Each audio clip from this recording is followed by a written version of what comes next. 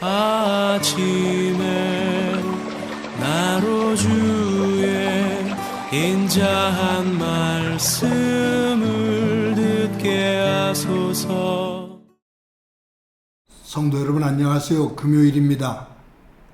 오늘도 하나님의 사랑이 여러분들의 삶의 자리에 가득하기를 간절히 소망합니다.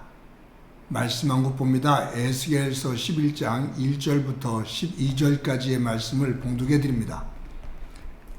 그때 주의 영이 나를 들어올려서 여호와의 전 동문 곧 동향한 문에 이르시기로 보니 그 문에 사람이 25명이 있는데 내가 그 중에서 아수르의 아들 아하사냐와 분하야의 아들 브랴다를 보았으니 그들은 백성의 고관이라. 그간에게 이르시되 인자야, 이 사람들은 불의를 품고 이 성 중에서 악한 꾀를 꾸미는 자니라.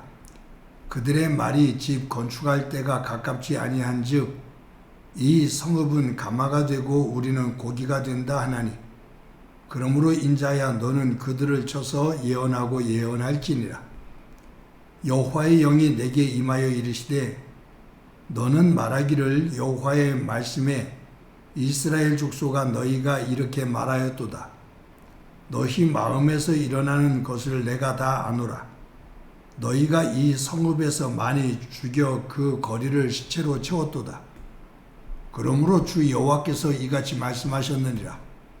이 성읍 중에서 너희가 죽인 시체는 그 고기요, 이 성읍은 그 가마인데 너희는 그 가운데서 끌려 나오리라.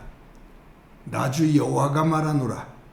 너희가 칼을 두려워하니 내가 칼로 너희에게 이르게 하고 너희를 이 성읍 가운데서 끌어내어 타국인의 손에 넘겨 너희에게 벌을 내리리니 너희가 칼에 엎드러질 것이라. 내가 이스라엘 변경에서 너희를 심판하리니 너희는 내가 여호와인 줄을 알리라. 이 성읍은 너희 가마가 되지 아니하고 너희는 그 가운데 고기가 되지 아니할지라. 내가 너희를 이스라엘 변경에서 심판하리니 너희는 내가 여호와인 줄을 알리라. 너희가 내 율례를 행하지 아니하며 규례를 지키지 아니하고 너희 사방에 있는 이방인의 규례대로 행하였느니라 하셨다 하라. 아멘. 어느 공동체든지 크던 작던 지도자의 역할은 매우 중요합니다. 지도자라는 뜻은 가르쳐서 인도하는 사람이라는 뜻입니다. 그러니까 그 공동체의 지도자가 된다는 것은 그 사람들에게 가르쳐서 인도하는데 중요한 게 무엇을 가르치고 어디로 인도하느냐라는 거예요. 지도자가 방향을 잘못 잡고 또 잘못된 그런 가치관을 심어주면 그 공동체는 타락할 수밖에 없습니다.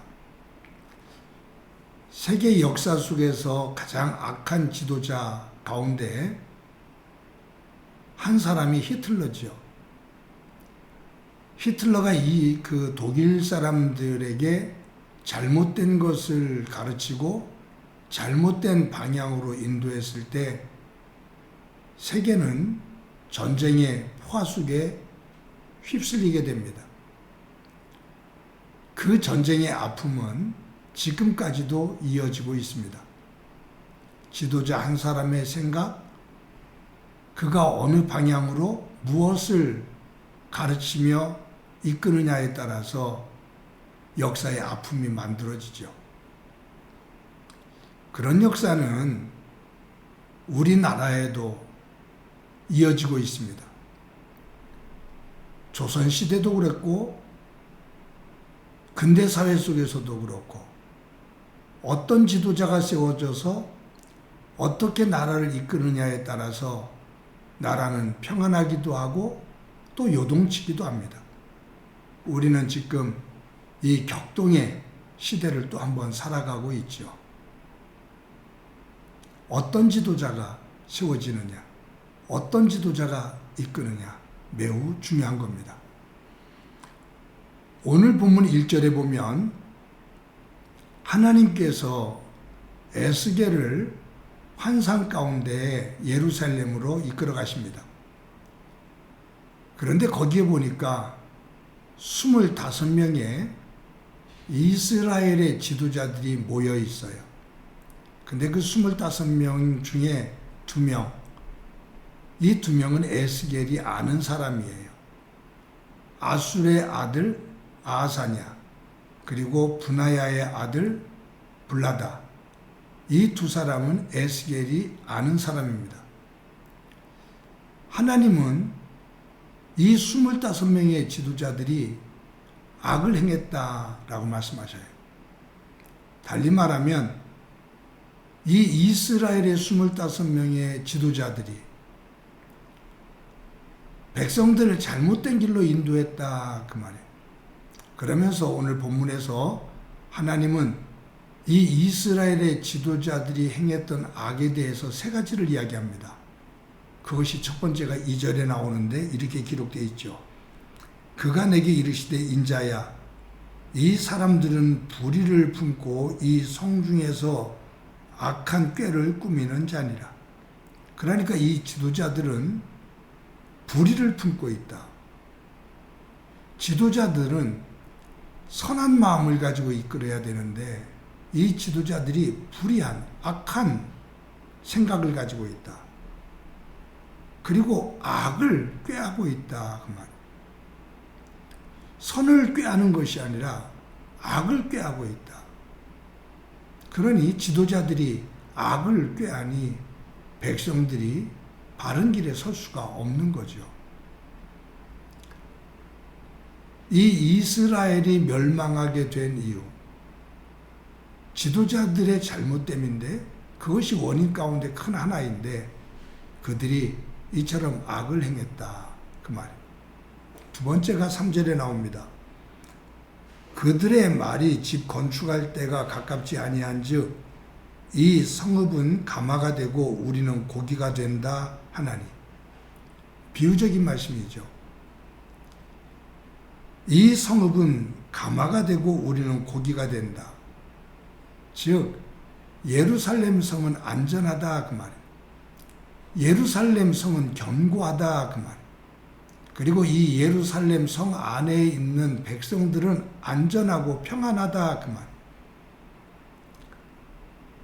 선지자 예레미야를 통해서 하나님께서 뭐라고 말씀하시냐면